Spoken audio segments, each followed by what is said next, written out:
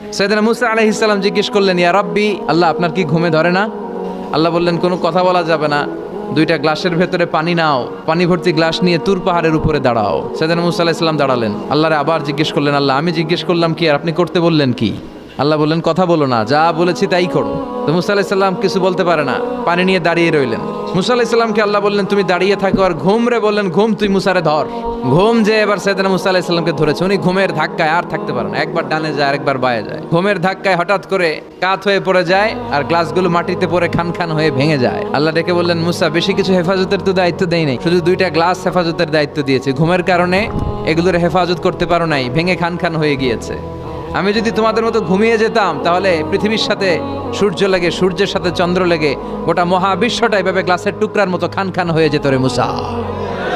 এজন্য লা তাখুযুহু সিনাতু ওয়ালা নাওম, আমার ঘুমেও ধরে না, ঘুমের আগে যে তন্দ্রা আসে ওইটাও ধরে